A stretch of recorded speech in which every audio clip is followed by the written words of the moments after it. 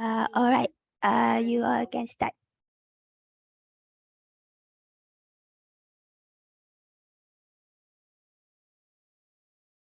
Hello, am I audible and visible? Yes, you are both audible and visible. Awesome, great. Pronounce he, him. I'll take POIs verbally, though I will probably take yours by the 5-minute mark. And just wanted to say for my speech, this is the first time I broke. I legit thought I was going to go novice. This was like, I overshot what I thought. So this is very exciting. I hope everyone has a fun round. Good luck. And yeah, let's grow. It's exciting. All right. Starting my speech in 3, 2, 1.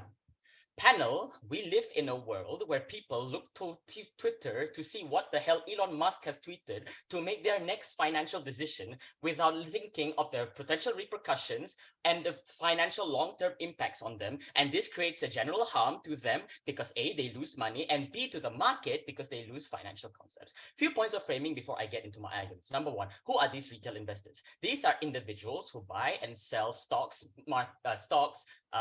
cryptocurrencies, generally assets for themselves rather compared to a business. These retail investors are likely middle-class individuals who often have limited capital and do not have the same level of sophistication and access to information compared to professional and institutional investors. These looks like your general people using your markets like Robinhood or the OctoFX ads that you get all the time, those kind of people. So this financial general knowledge test will be mandated for them. So whenever they sign up to these platforms, or generally speaking, whenever they want to sign up trading and they do not have any professional financial knowledge, they will be required to take this test before going on any trading adventures. This financial general test will be quite basic. It contains concepts for you to answer, such as financial concepts, the knowledge of markets, instruments, institutions, personal finance, the economics, international finance, and financial regulation. Why is this principally important for these retail investors to take before they go? Number one, because financial literacy is very important.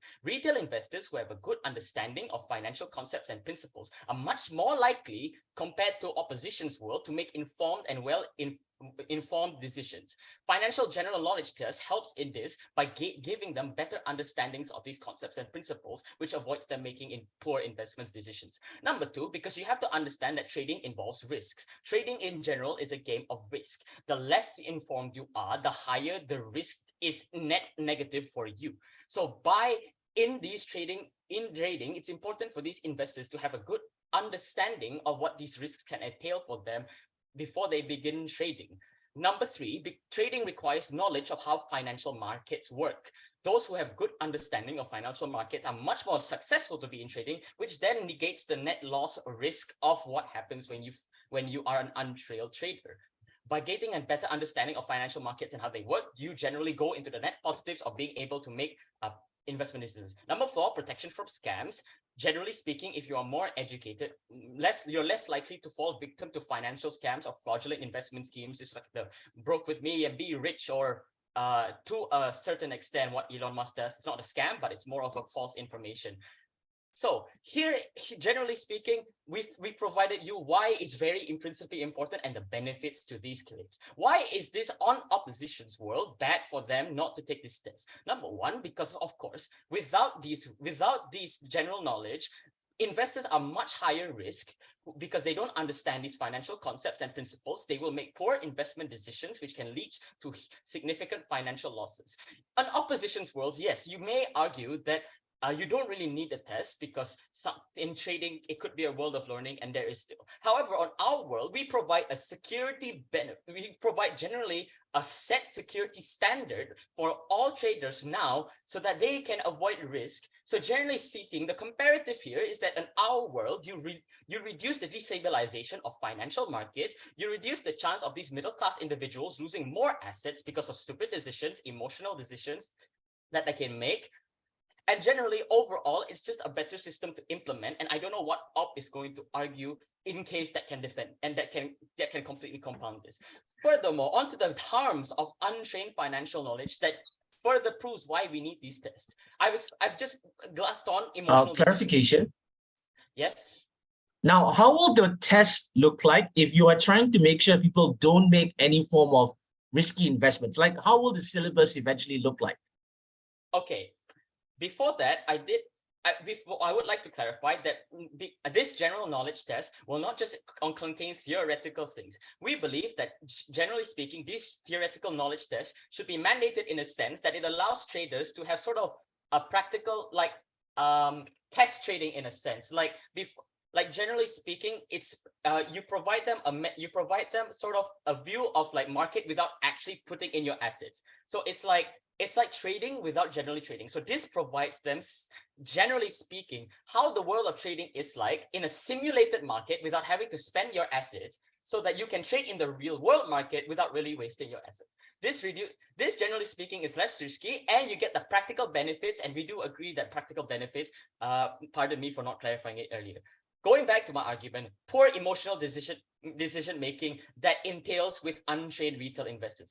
When you don't have a good understanding of financial concepts and principles, you are more prone to making more impulsive and emotional decisions, because you are more excited about thinking of whatever short-term benefits or whatever short-term increase of investments in the long term that you are going to make these decisions. This is why people look to Elon Musk and Twitter to see whatever cryptocurrency he's hyping up. This is why the Wall Street thing happened. Those are just examples, but furthers my case. And of course, misinterpretation of financial information. These retail investors could have the chance of misinterpreting financial information, financial statement, which then leads to the net risk, net loss of poor investment decisions and unnecessary risks. And here, finally, finally, I'm going to explain why all of this loss leads to a general destabilizing financial market and how our model fixes that. Number one, in a destabilizing financial market, generally speaking, in the macroeconomic scale, a whole lot of retail investors who hold investors in a destabilizing financial market, even to those who are actually knowledgeable, who are actually making good decisions. 6 minutes, no time for POIs. So they will see the values of the investments decline, leading to a net loss of the general market as a whole. It's difficult for them to sell investments because retail investors who hold investments in a destabilizing financial market will have difficulty selling these investments, as there's a lack of buyers or a significant drop in market prices. There's difficulty in accessing capital, because those who rely on the sale of investments to access their own capital, and you have to understand, in the middle class who are mostly accessing retail capital, a lot of their capital is invested into this, and with the destabilization of the financial market, they lose this capital. There's decreased confidence in the financial market, as increased risk. In the end, our stance is simple. We want to avoid people continuously listening to Elon Musk, making much more better, smarter financial decisions to further improve their decisions. Opposition has to argue against the virtue of this. Go with OG. Thank you, Speaker, for that speech. This also invites the Leader of Opposition. Here.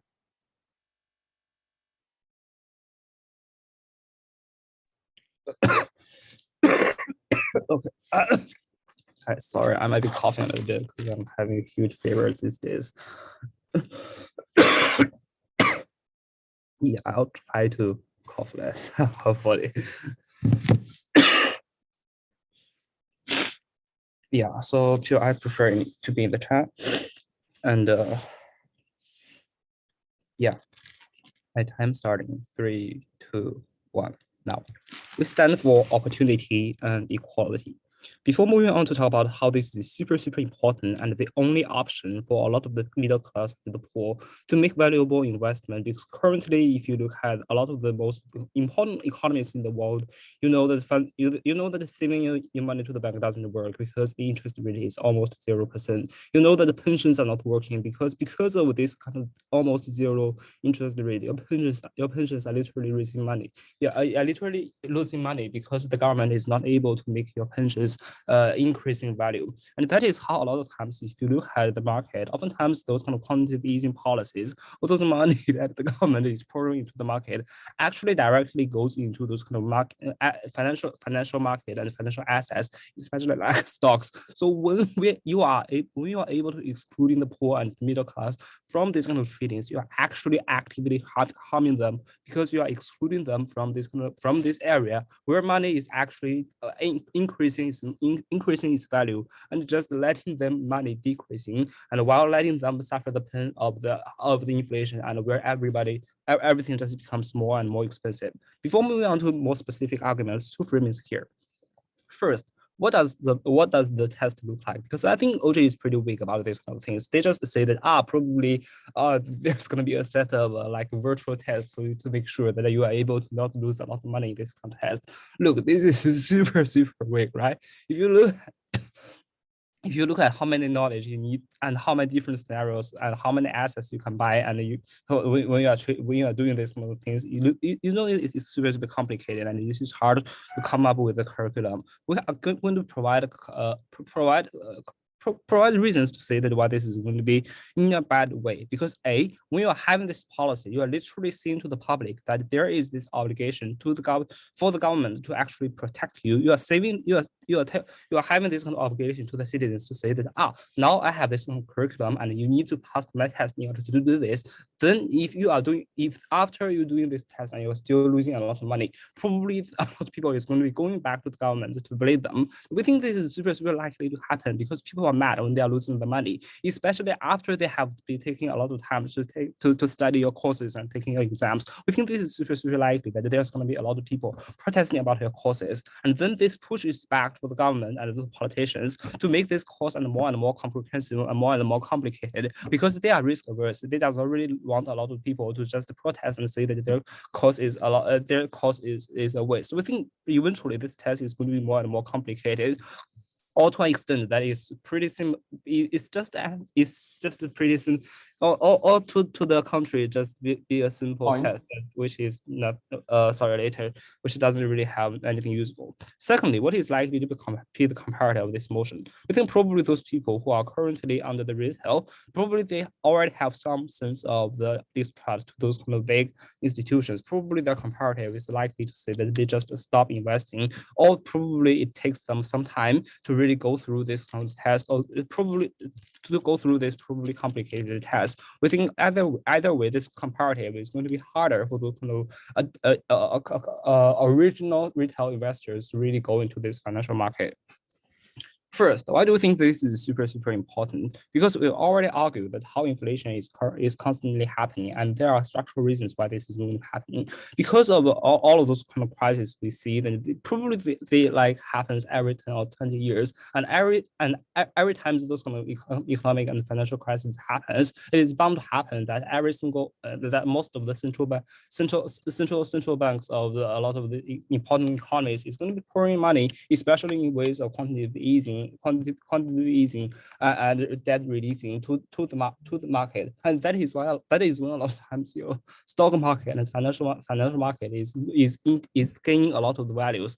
Now this kind of values is not going to be is not enjoyed by a lot of the poor and middle class people, because oftentimes there is this kind of a rather complicated registration process. And secondly, oftentimes more importantly, it is because they don't really have a lot of confidence in investing. They are afraid of losing this. They are afraid of losing this money because they are not as risk robust as those kind of rich people. That is why there are already barriers for those people to enter this valuable market. And since there's no other alternative for them to be able to hold the values of their money, eventually they are just going to be a group of people who are suffering from this kind of cost of inflation. Yeah, sure.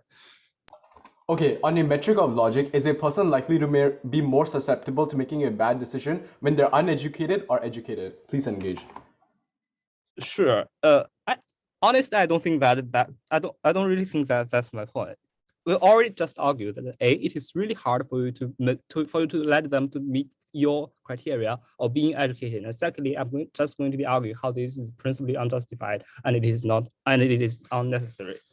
And secondly, why this is going to be increasing this threshold for a lot of poor and middle class people to enter this market, because oftentimes they already have very limited financial and energy and time resources. Means that probably after days of working, they still need to take some time, and probably longer time to study and take these courses. Sometimes this is already a huge barrier for them. And secondly, probably it is really hard, and psychologically, psychologically, this kind of taking this contest is also going to be these kind of things.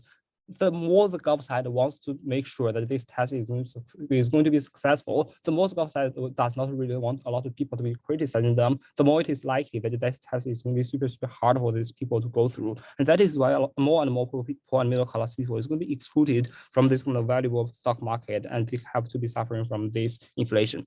Finally, very quickly, why this is principally unjustified. 2 layers. First, it is unnecessary. No, you need a driver's license in order to drive, because when you are driving riskily, you are actually hurting other people's interests. We don't know that why this means to the barrier of you limiting an individual's freedom to freely choose what kind of things I want, what kind of things I want to buy and what kind of investment I want to make. We don't think that it is super. We don't think this is super comparative in the sense that we allow individuals to choose like around university. We allow individuals to stay on their phones 10 hours a day. We think that is way more harmful compared to losing some of the money in the investment, because most of the people don't really invest all the money at the first place. Probably it is okay for them to learn. We don't really know the necessity of doing so. And secondly, we don't know the exclusivity of doing so. We think probably they can already learn by themselves. And we think the government needs to prove that why this missed the threshold, or either they hurt others, or why this is the only way how they are able to protect themselves. Protocols. Thank you, Speaker, for that speech. This also invites the Deputy Prime Minister here.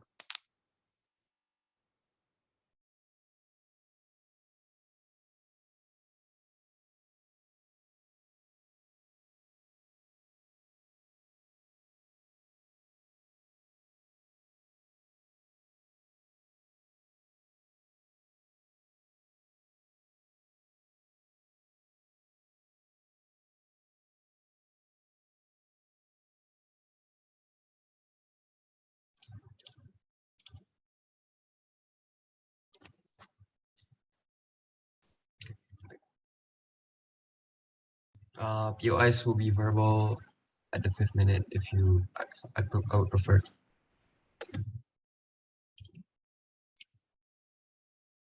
And my speech will start in 3, 2, 1. Final educators, tests will be generally mandated in the sense that where you have to pass practical general tests in order to pass this test. What the opposition is trying to frame it as is that everyone needs to get 100%. No, we do not think that this is really the case. A pass grade does not mean it is 100%.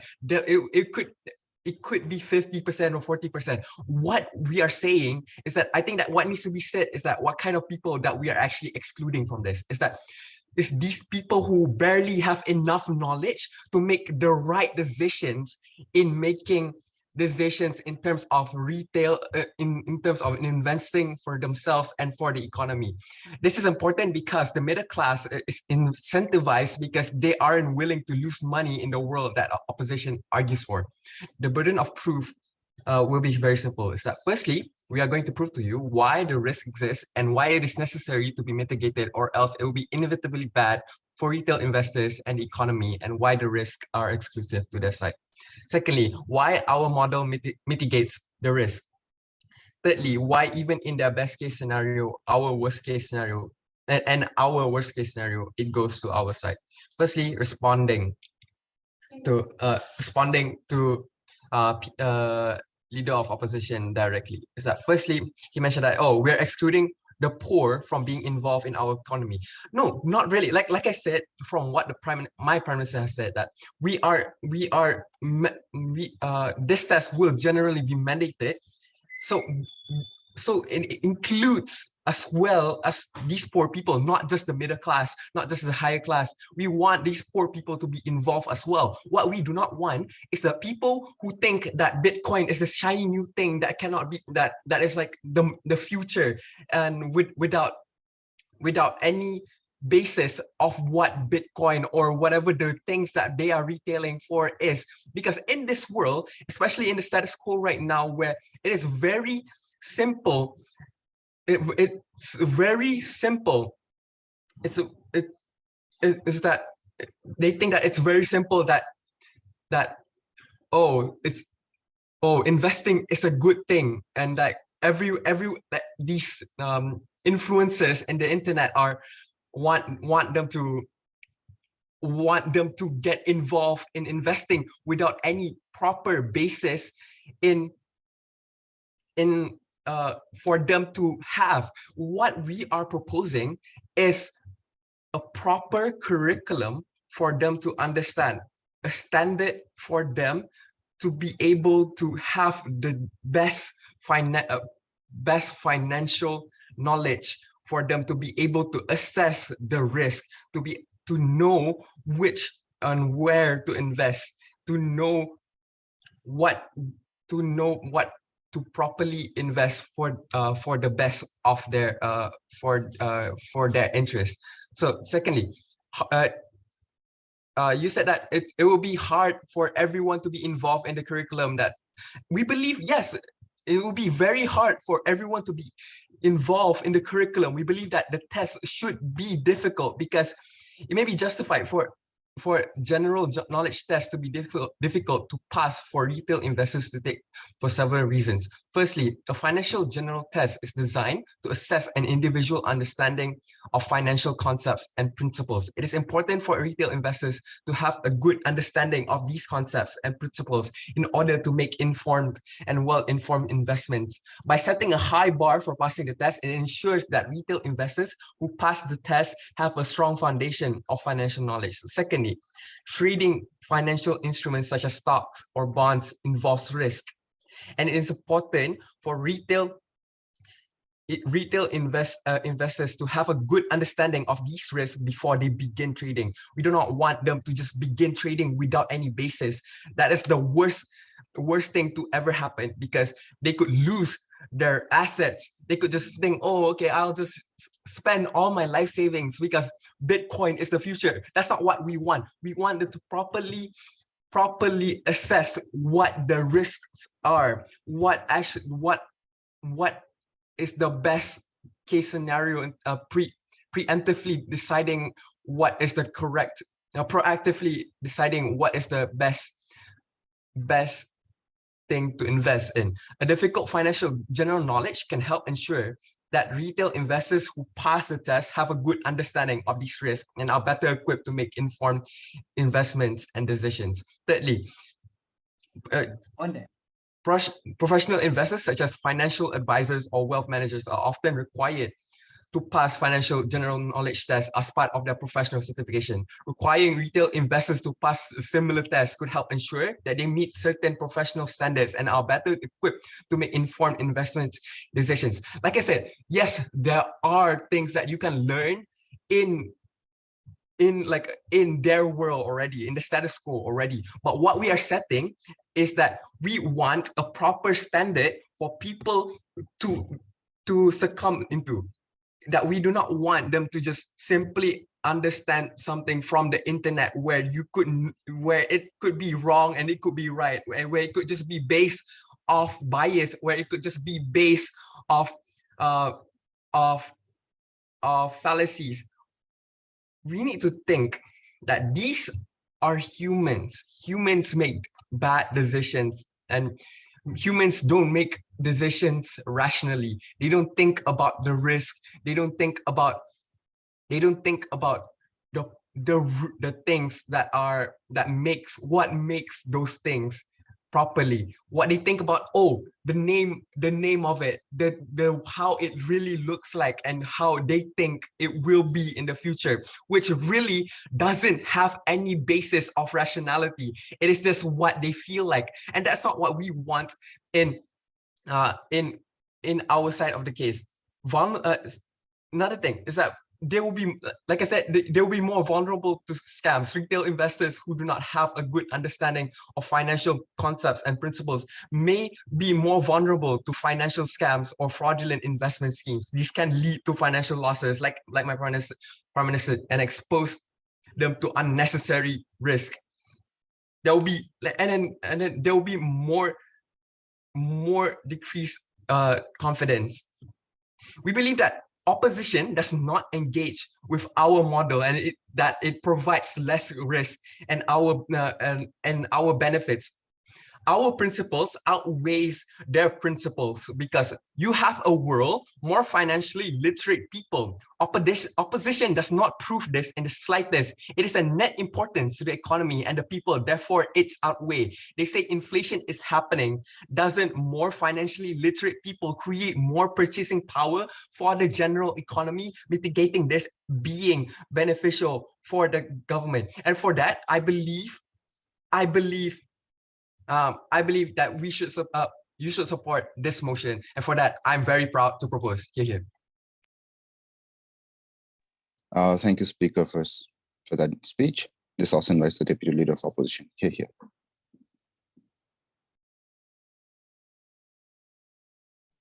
Wait for a minute. I was time myself.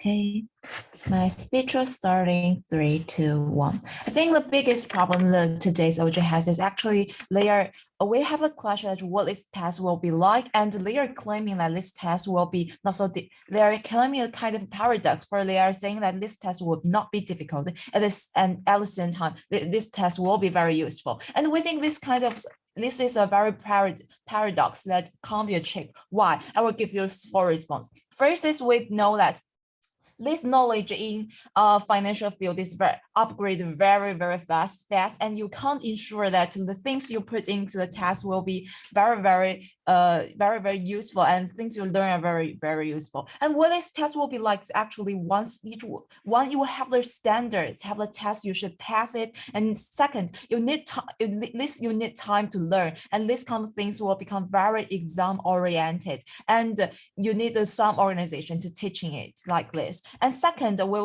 because if it is a very general knowledge, the practical knowledge we think can be taught again by experience, instead of just by a kind of book or test or something writing a paper to tell you this kind of thing. You need to learn for your experience. Once you experienced investment, you can know this kind of things, and it's not necessary for you to give a test to teach somebody. And third is that they're saying about allocation things, but our question is who do the allocation? Is the state or the organization or teaching organization?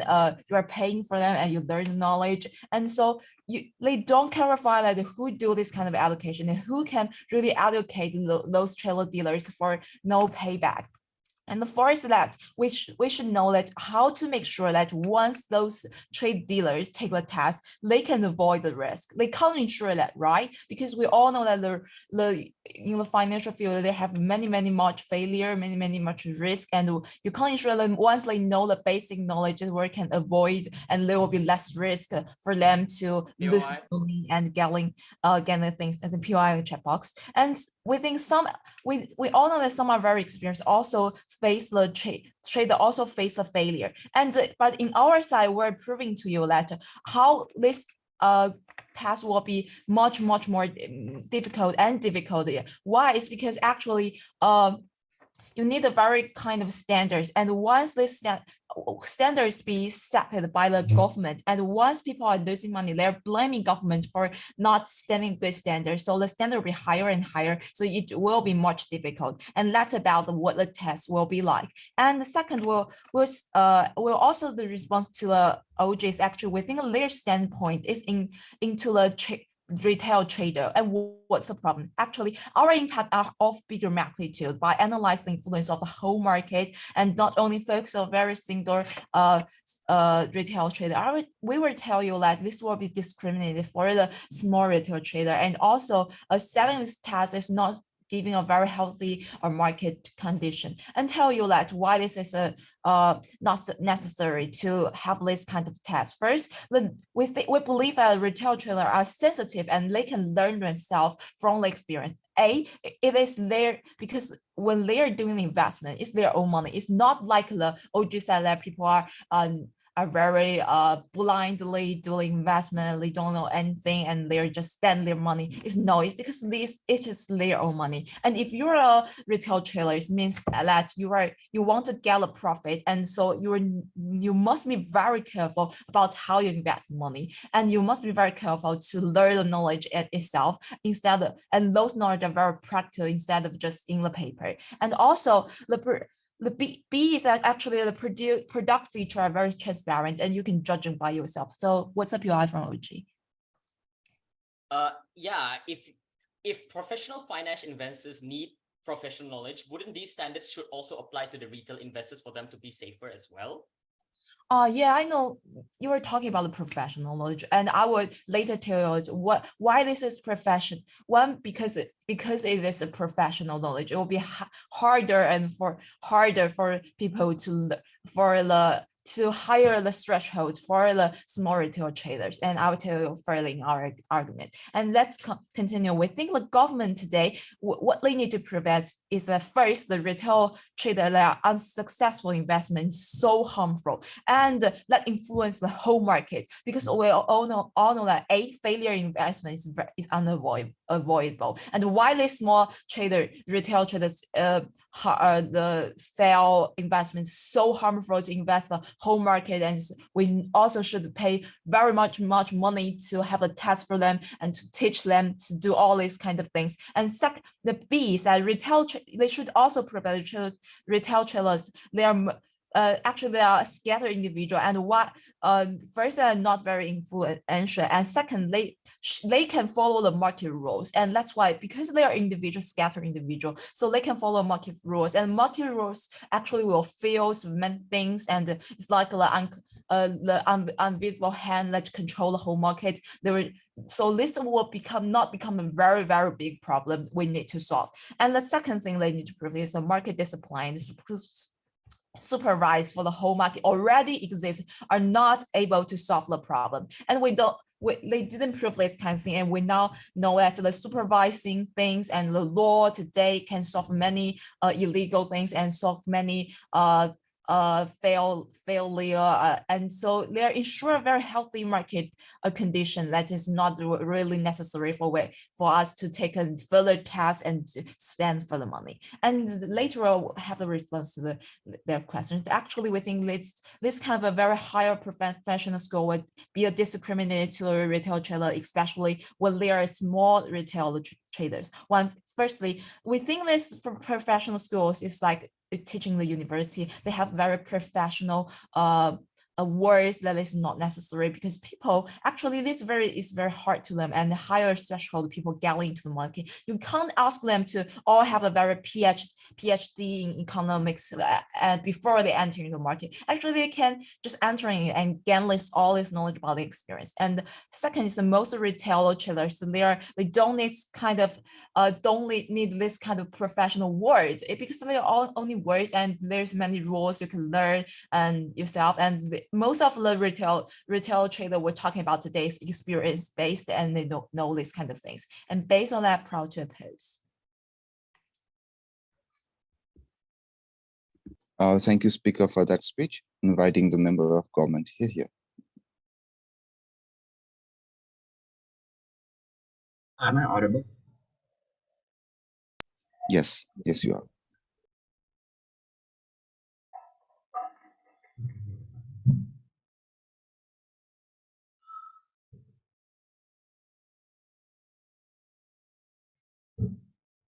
POS verbally pronounce starting my speech in 3, 2, 1. I think CG is going to be the only house in this debate to point out that this is an active debate. So we don't think there's a burden on GAF here to exclusively act in the best interest of investors alone. I think it's then unfair for OO to pin that burden on GAF, because I think the CG case is going to expand beyond just the protectionism of investors alone. I think we're going to be the only house in this debate to discuss the economy as a whole.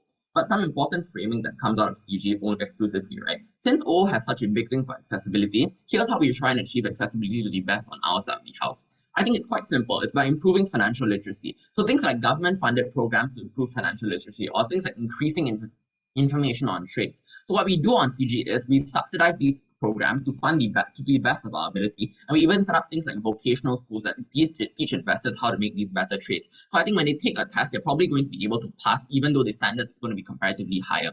And I'll make one important clarification in my speech. CG is not willing to compromise, and we aren't going to be like OG, whose case was riddled with inconsistencies. First, they said the test was going to be easy to pass, then they said they're setting a higher bar to protect investors. I think you can't have both on government. You can't have accessibility, and at the same time, you can't have securing your investors. I think CG will bite the bullet and tell you that we're going to study rigorous means of testing and barriers of entry because we want to ensure protectionism to the highest form and security at the end of the day for the economy as a whole. And our burden is going to be incredibly simple. One, we protect investors alone, and two, we protect the economy in the long term. But first important extension of what does general knowledge on why does the general knowledge test protect the economy to begin with? First, lay an analysis on why do uneducated investors contribute to bubbles in the economy. I think a lot of economic meltdowns such as the 08 financial crisis was largely because banks were able to use the lack of education and retail investors and push things like shitty mortgage-backed funds because like subprime mortgages towards investors because banks used the lack of education of retail investors and push these things to most of their clients. So things like subprime mortgages were bought at excessively high rates because banks convinced people that this were incredibly safe mortgages. But in reality, if you actually looked at subprime mortgages, they were very, very unsafe because they were backed by basically nothing.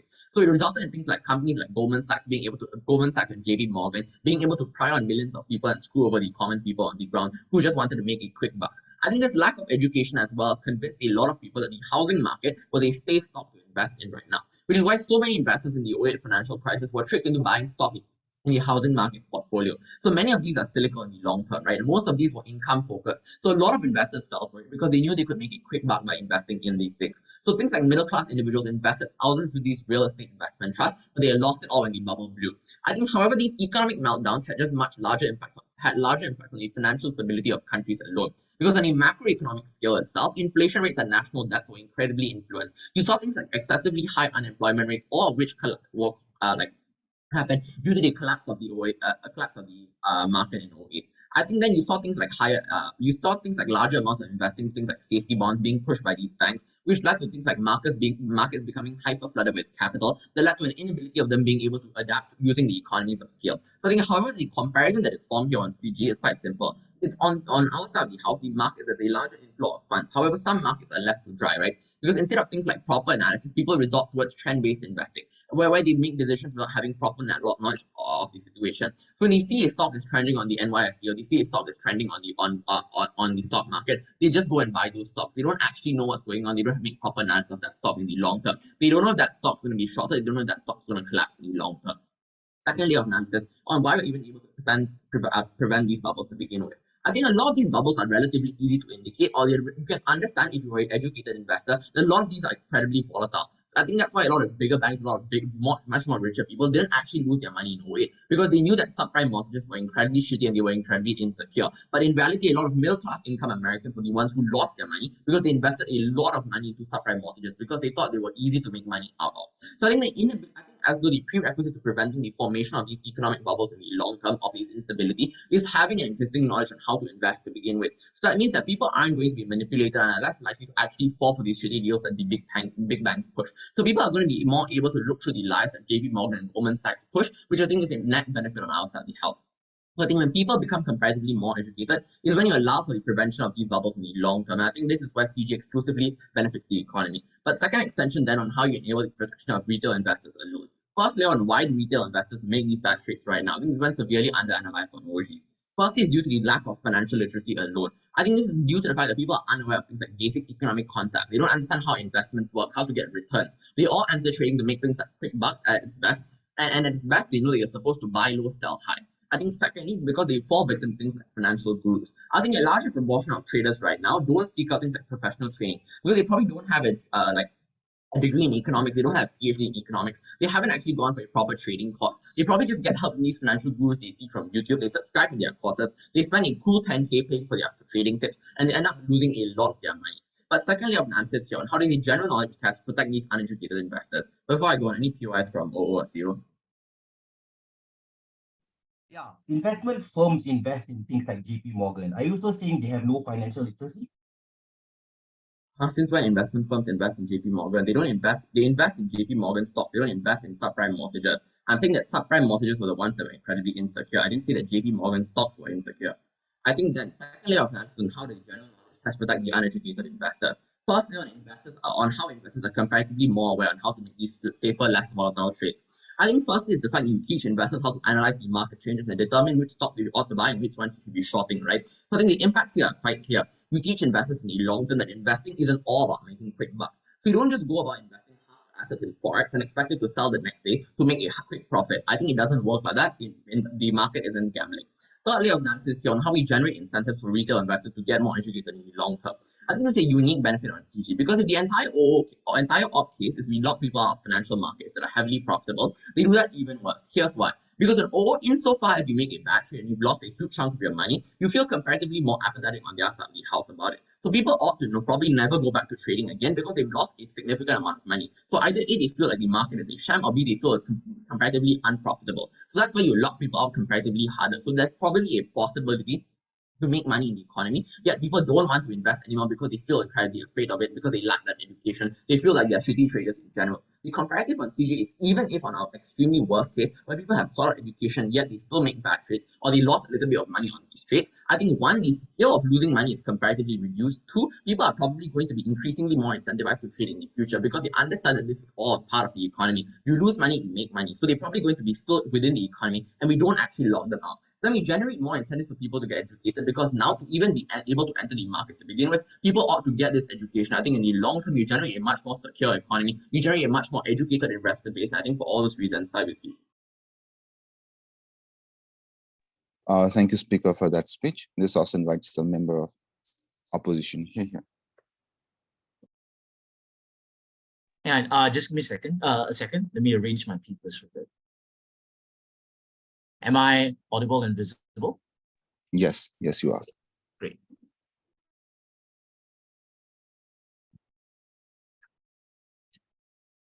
All right, my speech will start in 3, 2, 1. Now, I'm not going to mince words coming from opposing opposition here. This will basically tank the economy, but in a much more fancier way in comparison. This test is going to be horrible, creates perverse incentives, and unlike how everyone else in this debate is talking about the principles of things, making things accessible or not, we're going to focus first on the practical impacts of this test existing in the first place, and then I'll get into mechanization, how this test would actually look like, because no one wants to seem to mechanize on how it eventually looks like. First of all, when it comes to the practical impacts, you see, 2/3 of American households are some form of retail investors. The reality is that this test will basically kick them out of the economy, and we need more money to redistribute in order for the money to grow in the first place. So you're basically saying that a huge chunk of possible GDP in the future should not exist because only a limited number of people will eventually be part of it. Not to say that a lot of people wouldn't actually pass this test in the first place, is that most people who are part of investing, retail investing, and so on, are doing it part-time. You're talking about people's dads who have their own full-time job, putting in money somewhere at the end of the day,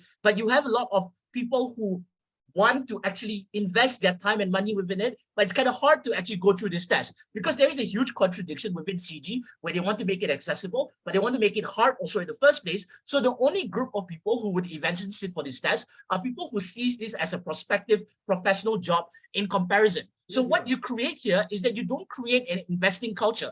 Maybe the United States might have it because they worship capitalism and so on, but other countries like Malaysia, we don't have the same investment culture, and it would basically decrease the investment pools. Regardless of whether these companies be successful or not, we eventually need the money to be there, so there is money to be redistributed in the first place where people wouldn't want to participate at the end of the day. And even if they were to make dumb decisions, we need people to put money into novel stocks that traditionally people think would eventually fail, like ANC and GameStop, so that these companies would eventually die. In fact, you discourage a lot of people who would have pumped capital into things that are counterintuitive anyway, but at the very least, these companies will be able to survive, and you also create secondary economies that get boosted and create alternative companies.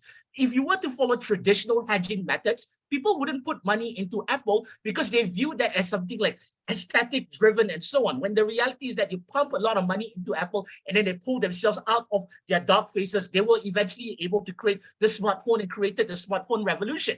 Your world does not create that because you only encourage traditional hedging bets and not counterintuitive investments that exist within the average person who might not have invested in the first place. But here's the second level to this. You wanted to protect people in the first place. We already have mechanisms. If fraud happens, fraud will happen regardless, things like the subprime mortgage and so on. In fact, you make it even worse because now you put all your money into professionals who still make mistakes at the end of the day. ASB will still make mistakes, and all of the other investment brokerage firms will still make mistakes. But the problem here is that people put money into these these companies and they charge higher brokerage fees, but they cannot make counterintuitive investments that exist in the end of the day. So however the market operates, there will still be people failing and there will still be companies failing. And you have a problem solution mismatch, which even makes the problem worse because everybody puts their money into traditional investing firms with higher fees, knowing that they have a monopoly over the market and they are the gatekeepers into investing. You make it inaccessible for everyone else. But before I move on to my other extensions, and because of that, CG is already out of the debate because of their weird thing that people don't invest in JP Morgan and how it makes worse when it comes to subprime mortgage, they're out. But yeah, POI from whoever. Why is the obligation of ordinary middle-class investors to sell failing companies while risking their investments in the long term? I'm sorry, I couldn't hear you. Why is it the obligation of ordinary middle-class investors to save failing companies while risking their investments in the long term? It's not an obligation, it's just how the market works. You eventually need to have capital within the market, but you are reducing that pool, making it hard for people to eventually compete that at the end of the day, which means that there's so many companies out there wouldn't even have the opportunity to grow in the first place, especially those who just started in being publicly listed. I'm not saying that it's their obligation, but they need to exist in order for the market to even exist in the first place. You thank the market in general. But let's talk about the mechanization that nobody wants to talk about in the first place. Let's talk about why this filtration system sucks, because we also have to talk about how does the test look like.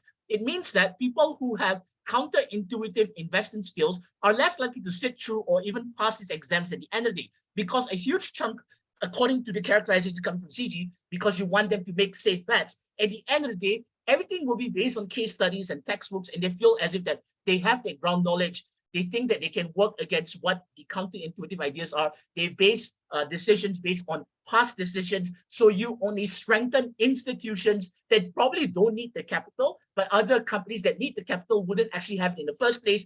And this is where you have companies that could have revolutionized something who are going to flop throughout the process. So it means that you don't grow the economy throughout this process. Not to mention you filter out against people who have the resources whatsoever. But let's take the best case scenario from CG and say that somehow they still have the resources and you are able to fund them or whatsoever it is. A lot of people don't want to go through standardized testing because they feel that the metric would probably kick them out, or they feel as if that whatever they believe in the counterintuitive ideas wouldn't be celebrated within these institutions. And this is an extension of the SATs and so on. So a lot of people wouldn't even sit for this test instead, considering the fact there is this high barrier for things and so on. But also you have the issue of how you create a veil of mystery, where a lot of people think that you wouldn't actually see who exactly fails from investment because somehow these are the stories that you push out, or there is this assumption that when you pass the test, you would automatically be successful, knowing that you won't make any form of risky bets when the reality there is. There is also a problem where people feel as if they can put all of their money into a certain stock, thinking it will be the safest thing at the end of the day, when the reality is markets fail and markets sometimes succeed. So they assume that they will be able to be successful. So this traps a lot of middle-class people. It's pretty similar to how so many people thinking that certain industries are actually infallible. So they take up student loans, they take out a lot of money and so on. This is the equivalent of it. But the difference here is that you're talking about people, a group of people who have passed this test and put all of their money thinking this test sort of give them this armor of invisibility based on the knowledge they learn from this test. When when it comes to markets, sometimes it's quite intuitive, and also it depends on the emotions of certain CEOs, whatever. But let's assume that these tests are actually effective. What will the content actually be like? The content is less likely to care for counterintuitive investments. It will be based on hedging and so on. And the people who eventually write these tests are probably people who are already from traditional institutions in the first place, families who are already deep into investing. People like JP Morgan are more likely to be called into consultancy, and eventually these are the people who are able to build their institutional reputation, and that sort of like assists the fraud that you want to talk about in the first place. Although subprime mortgages, people did that because they trusted in traditional investing and traditional institutions in the first place. We break it up, we spoke about the practical things, and we also want to debate from the principle side of things. Both sides, I think, CEO Roshan. Yeah. Thank you, Speaker, for that speech. This also invites the final proposition speaker, Government Whip. Here. Hi, just to confirm, am I audible? Yes, you are. All right. I'll be starting my speech in 3. Sorry? Okay, no mind. Okay, I'll be starting my speech in 3, 2, 1. The economic shackles set on the world's most vulnerable was because of a lack of pre-existing financial literacy. This was a world where up promoted because of their entire point about how you need to save dying companies. They literally preyed on the people who did not have education. They preyed on the money that these people had. At the end of the day, there's the most abhorrent side because they used these people for whatever stupid explanations that they gave you. A few strategic observations. Firstly, about OO. Dumping a laundry list of harms on why exams are going to be hard and why registration is going to be difficult never truly served as a response to the main push from government about why these exams and why these mandated tests were important. However, in the response to my POI about how likely are you to be making bad financial decisions, they wave it off by saying, oh, that's not our point, but anyway, it's going to be hard to pass our exams. Yeah, even if it's hard, that's the safeguard that we had, because on your side, in a comparative level basis, what's going to be happening is these people are going to be making bad financial decisions, which not only takes away a large part of their monetary wealth, but also results in the bad investment, which leads to a bad formation of economy. I feel as though all sides of opposition clearly found it convenient to not engage with the fact that they had no safeguard against these people making bad decisions. But I think it was worse on CO because they literally said that it's okay for them to make these bad decisions because it opened further markets. The reason this is not going to be happening is because taking their own framing, since it's a reducing market and since the economy is shrinking so badly, no one is going to be wanting to invest in these small, no one is going to be wanting to make major level market investments into these things. So even if you get the small dollars coming in from these people, at the end of the day, it's not going to be significant enough to open further sub markets in this thing. I think their entire analysis on this was just flawed. But then they said it was a contradiction on our side, but rather it was analysis, because given the fact that there might be some extent, it might be hard to some extent, there are multiple avenues of education that help you pass these exams, and plus we already mechanized about how this test might be hard, but it's still achievable because the government was set an average cutoff in which you can, if you score higher, you can go into it, and there are already avenues to opt into it and get education which helps you. But the main problem with our opening side was, first of all, the main push coming from opposition was about choice, but they never weighed protectionism versus choice, and only CG will be the one to do that, and I think CO also missed out on that. Then they never talked about the grand calculus of the economy, because both opening sides muddle this debate and make it an actor motion, but they needed to talk about how this affects the macroeconomical scales of the country that these people are living in, and finally they just skewer the entire meaning of what this exam is going to look like. I think they lost the debate from the very get-go. But onto my rebuttals. They said it's morally abhorrent to bar them because it doesn't meet the metric of barring. First of all, if we take their driver's license analogy, it fits the metric because of your bad choices, you're causing major backlash to yourself and your associated partners and families, in which you lose financial stability. However, I feel as though this barrier of entry is something that is very good because it serves as a protection from letting people make these bad choices in the first place. I feel as though no opposition side actually engaged with this, and once Devesh gave it, there was radio silence coming from CEO about how this barrier is something good and it protects people. But later I'll be out about how protectionism versus choice is there. Then CEO's case was a capitalistic wet dream because they said we need stupid investors to invest in failing companies because we need to float these companies anyway. I know we need to be looking for the broader perspective of the economy here, but I think CEO's case goes far beyond that, because if these companies are failing, there's probably a reason. Maybe it's irrelevant and maybe its competitors are way better. So if it's a failing company, I'm unclear as to why you need to help keep them afloat right away, and even if you want them to keep afloat, why is the metric for them preying on uneducated investors? They say they win on the principal basis, but I think they already lose because they're more abhorrent on their side of the house. I think CEO's entire case was a moral abhorrence. They lose this debate from their response. But then they say people will not sit for the test. But given CEO's own framing, they said many people already want to be retail investors. So I'm not sure about why people are going to stop doing this. But furthermore, I feel as though integrity is built because government puts mandated tests and they created avenues of education. So on the most basic laws of economy, the macroeconomic scale dictates that consumer and foreign aid increases because there's increased legitimacy because of education and formation of soft skills. They literally go out of this world because it's not logical. They have to debate in the terms of economics here, not in whatever they perceive as economics. But on to the first clash about how protectionism versus choice.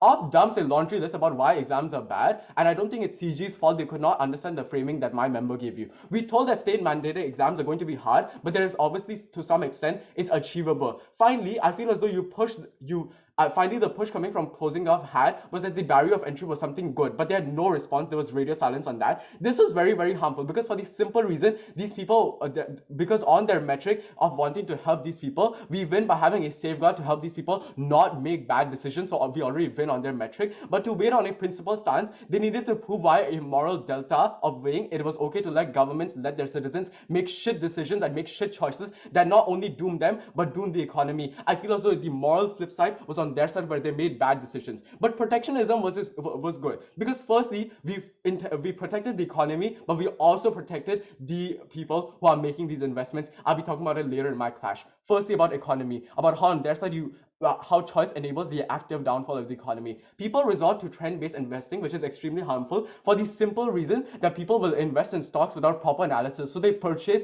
hyper-inflated but immature stocks, which is one of the leading problems in status quo because people will go off the sudden growth of stocks and bonds. However, they don't know how to analyze these stocks. That is literally the reason why the 2008 financial crisis happened, why Black Wednesday happened, where the stock market dipped like crazy because people were investing in shitty bonds because they were pushed by predatory banks and predatory firms. And finally, people were more susceptible to being manipulated into buying these horrible stocks because of the tantalizing returns that were proposed, and people lured them in and make them buy these shitty stocks, which means that before that, I'll take a POI. Oh, never mind. It's already in protected time. So what's going to be happening is these tantalizing proposals make it worse on opposition because you lock these people out. Because the moment they lose a large chunk of their money, you make them feel apathetic, and these people never go back to trading. So even if you want to take CEO's mechanic of how we need people so badly to invest, you lock them out because of the failures and because of the inability to them to keep on investing. But we have we have it better on our side of the house because uneducated investors contribute to bubbles and breakdown of the economy. We have a safeguard against the economic breakdowns because they are more educated, so they're less susceptible to having manipulations, and they're going to be investing in like re-emerging markets and better markets, which leads to the betterment of the economy. But on to the final clash about investors, because this was the main push coming from CEO. No one had a actual safeguard about how investors are protected on their side of the house. All they wanted to say was, oh, we have a choice. But at the end of the day, what does that choice lead to? It leads to the harming of the economy. It leads to the harming of these investors. So on our side, with the lack of financial literacy, you're unaware of basic economic concepts, which means you're not able to tell how these things work, which means you make bad choices. But the flip side was that once these investors are educated, they're able to make better choices, which not only help them, but help the economy. We win on the two metrics, firstly about how investors are better protected on our side, and about how in the grand calculus of the economy, we better protected because we've got smarter investors and we've got better investors. We take this debate. Thank you, speaker, for that speech. This also invites the final speaker of the debate, the opposition whip here. Hi, is it possible if I go to the loo for a bit, like real quick? Yeah, sure. Thank you, thank you.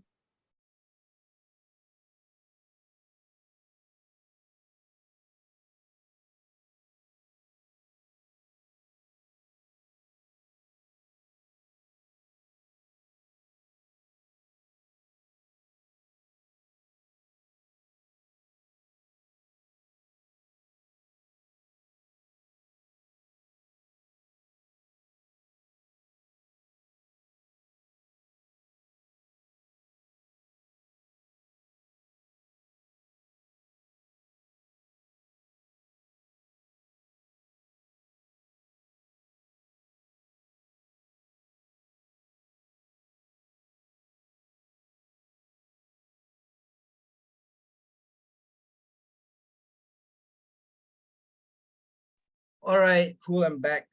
Let's set up my timer. Am I audible and visible? Yes, you are. All right, so I prefer verbal POIs, preferably around the 5th to like 5:30 minutes around that time.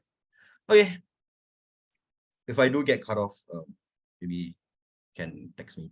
All right, starting my speech in 3, 2, 1.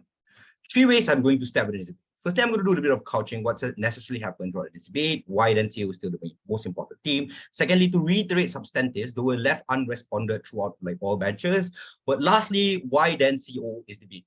Let's begin with number 1, a little bit of couching, what necessarily OG said, right? I think OG's arguments or like the principles of the arguments were simple, that financial literacy is important, that informed decisions are important, and it's something that can necessarily protect consumers. I think there are two problems with this. Number one is how necessarily protected you are as a consumer going forward. But number two, the mechanization of the test. What do these tests necessarily look like? How is it like going to change financial literacy, etc. Right? I think it's important that CEO was the first team to point out how this test would look like and eventually how it affect market sentiments. Cool.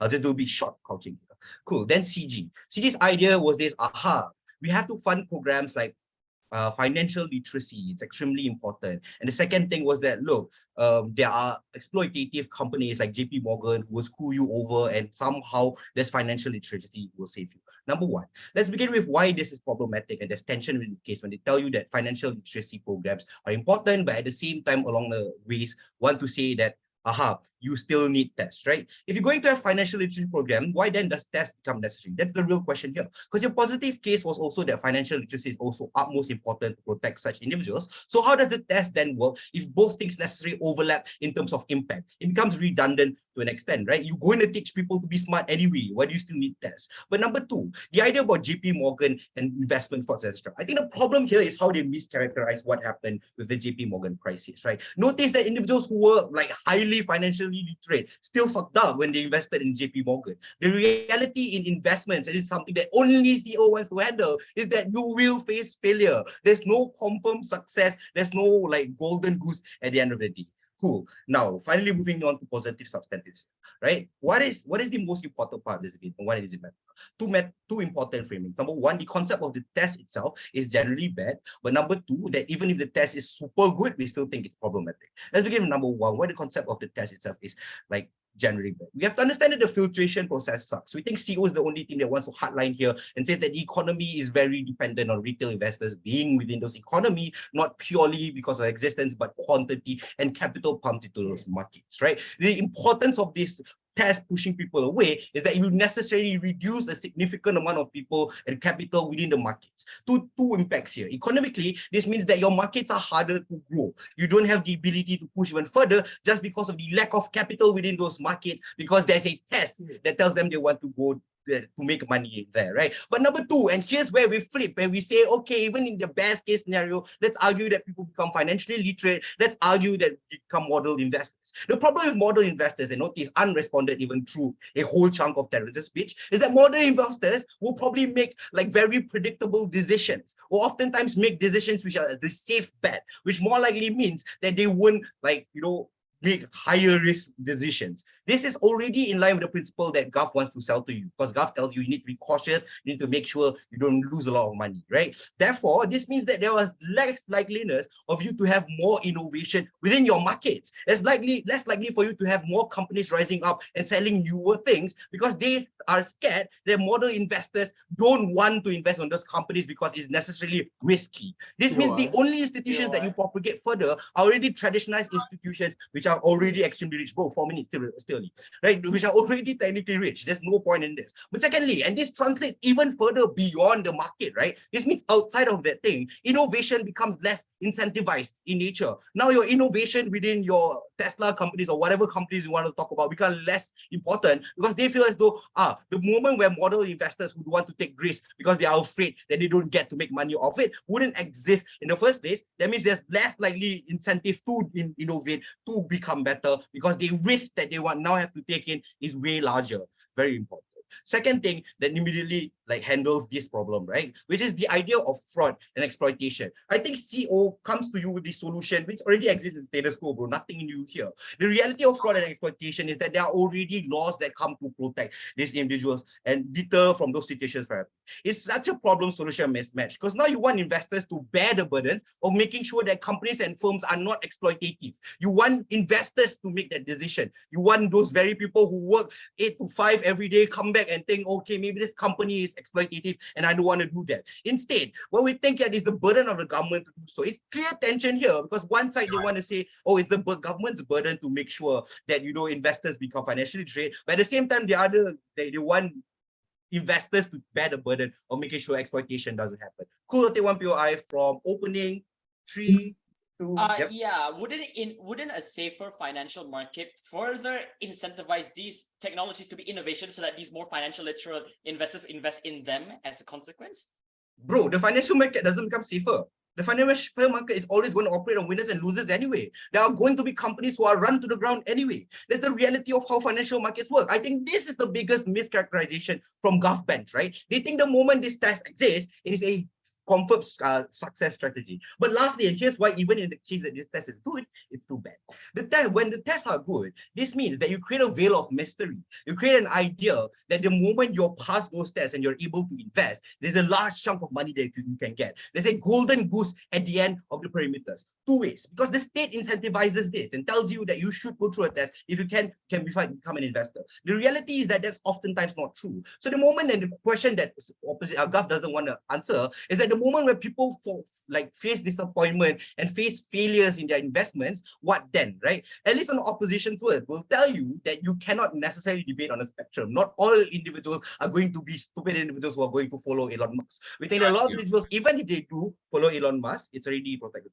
Even if they do follow Elon Musk, these are individuals who are probably going to put a little bit of their money, test the waters, because specifically they don't know jack shit about investments. But when you have the infallible sense of security and you think that, aha, I've passed the test with flying colors, I'm super good as an investor, I'm going to invest in company X. And the moment when company X fails and you put your life savings there, that's the moment you lose everything. The trap necessarily shifts, right? The trap becomes far worse because now people feel there's an infallible sense of security that I cannot fail, and that if failure happens, then it's the problem of the government or somebody else and not me, because I passed the test, bro. Obviously, I cannot make money here.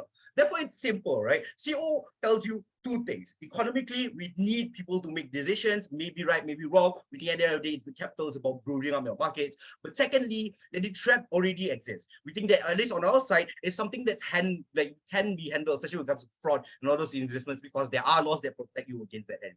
For that, CO runs away with it.